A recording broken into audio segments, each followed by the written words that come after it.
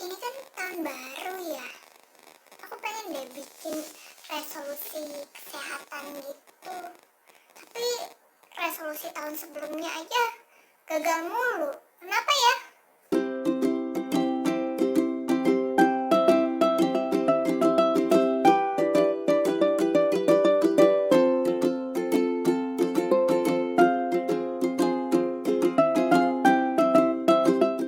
Halo, jumpa lagi di Kamis Medis dengan saya Dr. Nadia. Kita akan bahas medis di hari Kamis. Nah, di hari Kamis ini saya mau bahas nih tentang resolusi kesehatan. Kalau teman-teman penasaran nih, kenapa sih resolusinya dulu gagal yang tahun-tahun sebelumnya? Teman-teman nggak perlu kecil hati dulu, karena berdasarkan suatu studi, sekitar 68% orang itu tidak berhasil atau konsistennya tuh kurang nih untuk menjalankan resolusinya sampai akhir bulan Januari, teman-teman. Wah, berarti kayak belum nyampe 30 hari mereka tuh udah meninggalkan resolusinya.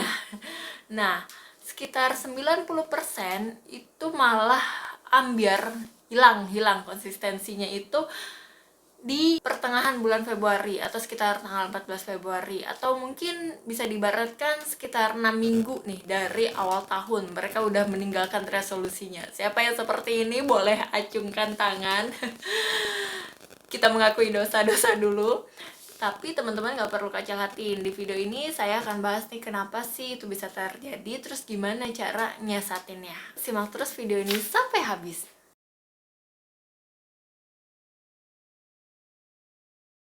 Mungkin teman-teman ingin hasilnya ini instan gitu, jadi kayak aku pengen turun berat badan 30 kilo. 30 kilo saudara-saudara, ya kan?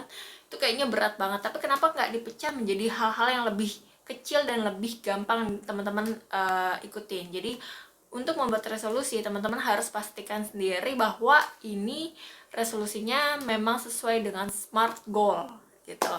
Jadi dia spesifik, ada jadi kayak gak cuman bilang saya ingin tidur cukup. Ya, tidur cukup tuh berapa patokannya? Misalnya tidur cukup 8 jam sehari. Nah, ini kan jelas nih, tidur cukup 8 jam sehari, ada spesifik.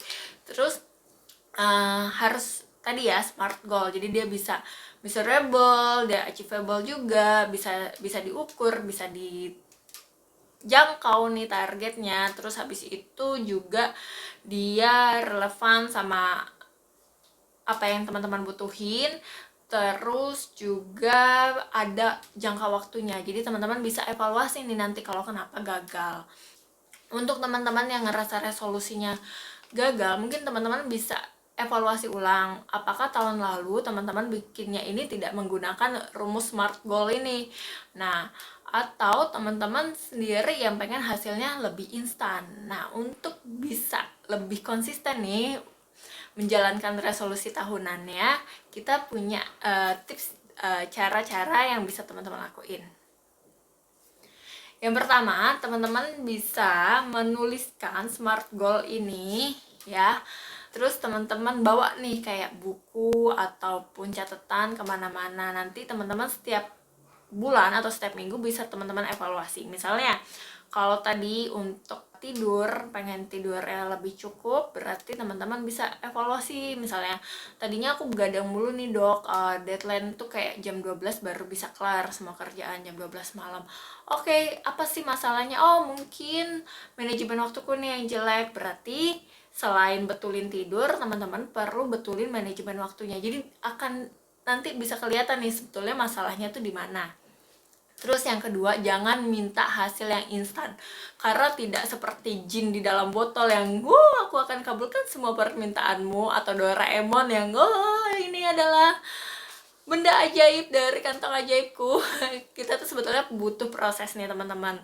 Jadi untuk mengubah suatu habit, kalau dari buku Atomic Habit-nya James Clear, itu teman-teman perlu nih untuk menjadi suatu kebiasaan.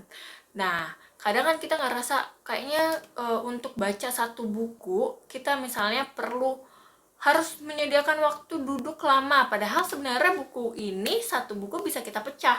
Nah, seperti itulah goals kesehatan kita gitu. Jadi resolusi kesehatan itu bisa dipecah nih. Misalnya daripada teman-teman bilang aku mau turun berat badan 30 kilo. kayak 30 kilo ekstrim banget ya. Mungkin aku mau turun berat badan 10 kilo atau 12 kilo deh, 12 kilo. Nah, berarti kan kalau 12 kilo ini teman-teman bisa pakai jangka waktu setahun, teman-teman akan lebih, kayaknya lebih kejangkau nih targetnya, ya nggak sih? Jadi daripada bilang aku pengen turun berat badan 12 kilo dalam waktu dekat, tenang dulu sobat gitu kan. Jadi teman-teman bisa atur, dipecah, jadi aku mau turun 1 kilo per bulan.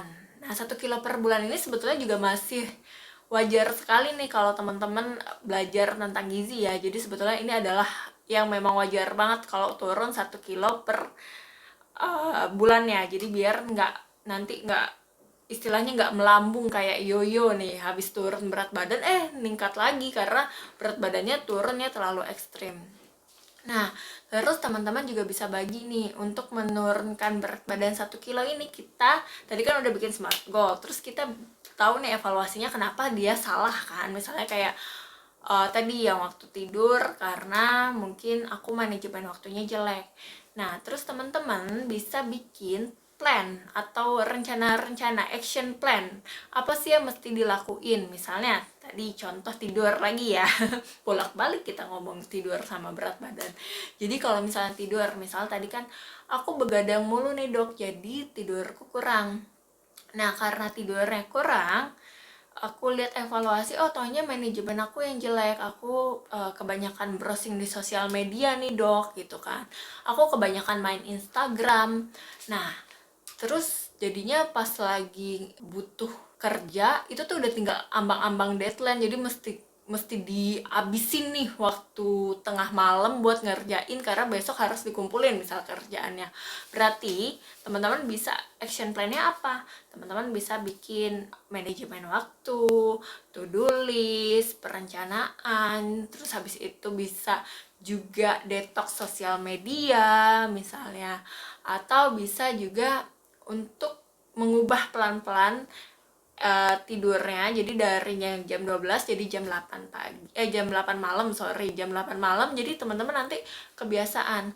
Dan sebetulnya untuk mengubah kebiasaan ini sendiri, teman-teman perlu waktu yang ada jedanya ya, jadi nggak langsung hari ini kita mau berubah terus langsung berubah begitu aja, karena takutnya nanti malah teman-teman ngerasa ini ekstrim banget dan akhirnya malah meninggalkan resolusi atau rencana itu gitu. Jadi teman-teman perlahan-lahan, kalau misalnya di buku Atomic Habit lagi itu tuh dibilangnya 1% aja sehari itu bisa nanti kebiasaannya jadi berubah jadi bagus gitu.